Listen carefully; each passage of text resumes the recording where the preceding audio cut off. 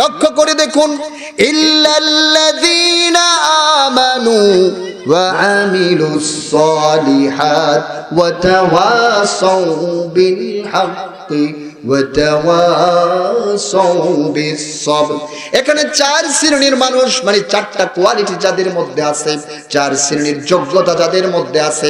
এক নম্বরে আমার আল্লাহ বলে দিলেন ইল্লাল্লাযীনা আমানু। তার মানে কি?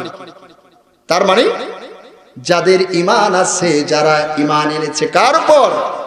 আর জোরে বলুন, কার উপর?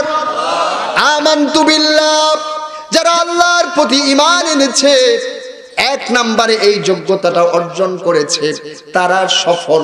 তারা সফল হওয়ার যোগ্যতা অর্জন করেছে। যারা ঈমানদার তাদের ব্যাপারে আল্লাহ বলে দিলেন। এখন ঈমানটা কি আমরা কেউ বুঝি না, আদা আদি বুঝি, কিছু বুঝি কিছু বুঝি না। কথা ঠিক কিনা? পরিপূর্ণ মুমিনকে আমরা নিজের দাবি করতে পারবো? আছে এই যোগ্যতা আমাদের? এই যোগ্যতা আমাদের নাই। কেমনে নাই আমি বলবো।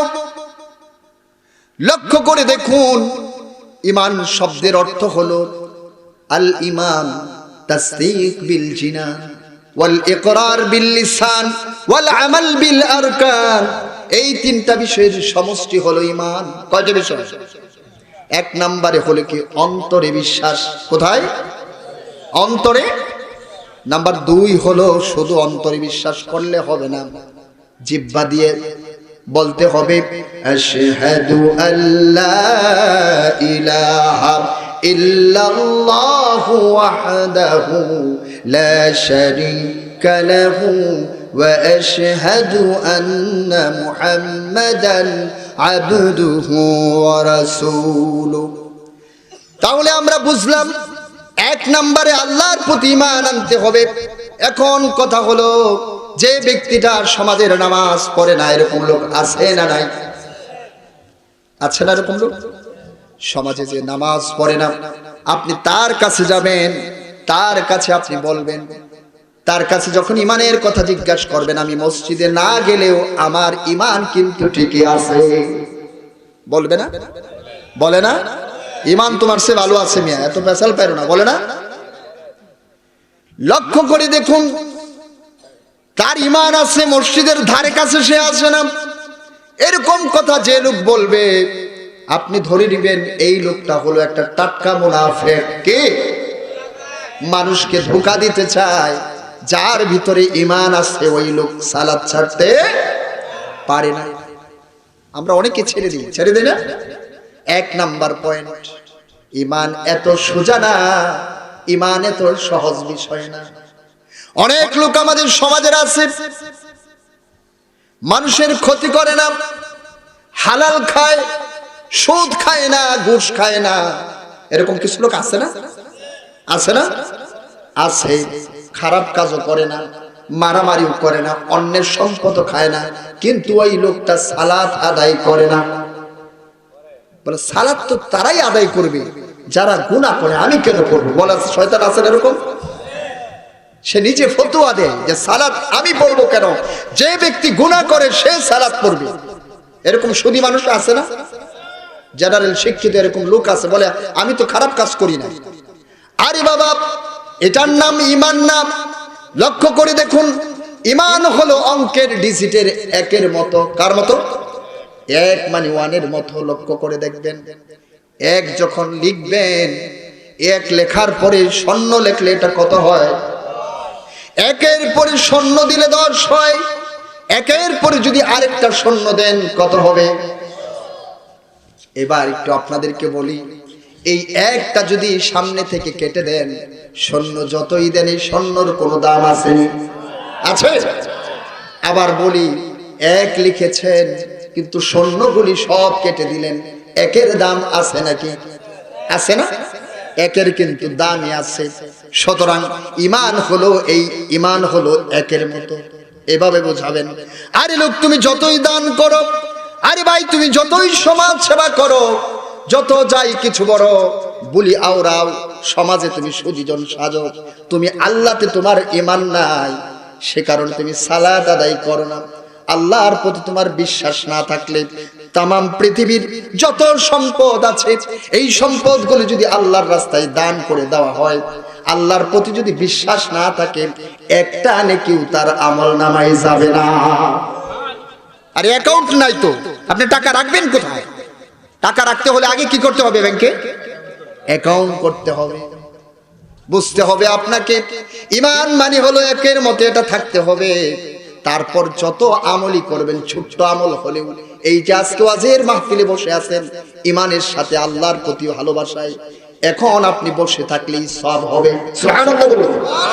যতক্ষণ বসে আছেন কোরআনের কথা শুনছেন ঈমানের সাথে ইখলাসের সাথে, ততক্ষণ আল্লাহ তাআলা আপনার আমলনামাটাকে সওয়াব দিয়ে ভরপুর করবেন। মুআজ্জাজ হাজিরিন, ঈমানে তো সোজা বিষয় না। কি ঈমানে তো সোজা বিষয় না। লক্ষ্য করে দেখুন, ঈমানে তো সোজা হবে না। ঈমান যদি এত সহজ বিষয় হতো তাহলে ইব্রাহিম আলাইহিস সালাতু ওয়াস সালামকে আগুনে পুড়তে হতো না। কথা বলেন ঠিক কিনা? ইব্রাহিম আলাইহিস সালাতু ওয়াস সালামকে আগুনে পুড়তে হতো না। ইব্রাহিম আলাইহিস সালাতু ওয়াস সালাম আগুনের কুণ্ডের ভিতরে যখন ঢুকে গেলেন, জিবরাইল আমিন চলে আসলেন। জিবরাইল আমিন এসে বললেন, ও খলিলুল্লাহ, ইয়া খলিলুল্লাহ, আপনি তো আল্লাহর বন্ধু, আল্লাহর নবী, আমি একটা কথা আপনার কাছে বলি, আপনার কি কোনো সাহায্যের প্রয়োজন আছে নাকি?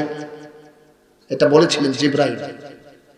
কিন্তু আমার নবী, আমার জাতির পিতা, আমাদের নেতা ইব্রাহিম আলাইহিস সালাতু ওয়াস সালাম জবাব দিয়েছিলেন, কোরআনে যেটা আল্লাহ লিখে দিয়েছেন, হাসবুনাল্লাহু নি'মাল মাওলা ওয়া নি'মাল ওয়াকিল। তিনি বলে দিয়েছিলেন, আমার যে এই অবস্থা আমার রব দেখে কিনা। ইব্রাহিম আলাইহিস সালাতু ওয়াস সালাম যে আগুনে ছিলেন এটা আল্লাহ দেখতেন না? আল্লাহ অবশ্যই দেখে। যদি আল্লাহ আমার এই অবস্থা দেখে, তাহলে অবশ্যই মানুষের বা অন্য কোন জিবরাইলের বা ফেরেশতার আমার সহযোগিতা নাই। আমার রব যদি আমাকে এই অবস্থায় ফেলে দিয়ে তিনি আনন্দ অনুভব করেন, তিনি যদি খুশি থাকেন, আমি এটাতেই খুশি। আমি একমাত্র আমার রবের উপরই ভরসা করলাম। হাসবুনাল্লাহু নি'মাল মাওলা ওয়া নি'মাল ওয়াকিল।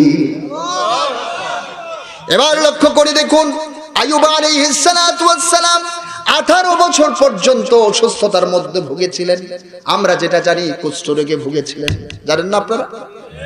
18 বছর অনেক দিন, কেউ বলেছেন আরো অনেক বেশি। লক্ষ্য করে দেখুন, এতদিন ভোগার পরে আল্লাহর নবী হওয়ার পরেও কোনোদিন উফ শব্দ করেন নাই। কিন্তু যখন ওই পোকাগুলি, রোগটা যখন তার জিহ্বার মধ্যে কামড় দিল, তখন তিনি আল্লাহর কাছে বলেছিলেন, রব্বি আন্নী মাসসানিয়ায যুররু ওয়া আনতা আরহামুর রাহিমিন। ও রব, সমস্ত শরীর পোকা খেয়ে ফেলেছে, কোনোদিন তোমার কাছে কোনো আরজ করি নাই, तमाम শরীরটা আমাকে পোকা খেয়ে ফেলেছে। কিন্তু আজকে আমি লক্ষ্য করে দেখলাম আমার জিহ্বার মধ্যে পোকা কামড় মেরেছে।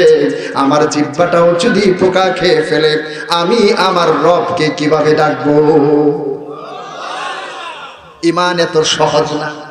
ঈমান এত সহজ যদি হতো তাহলে ইসমাঈল আলাইহিস সালাতু ওয়াস সালামকে জবাহ হতে হতো না। ইমাম যদি এত সহজ হতো, আমার নবী, আপনার নবী সাইয়্যিদুনা মুহাম্মাদুর রাসূলুল্লাহ সাল্লাল্লাহু আলাইহি ওয়াসাল্লামকে তায়েফে রক্ত জড়াতে হতো না, উহুদে দান্দান মোবারক শহীদ হতো না, খাব্বাব, খুবাইব, ইয়াসার, সুমাইয়াকে তাদের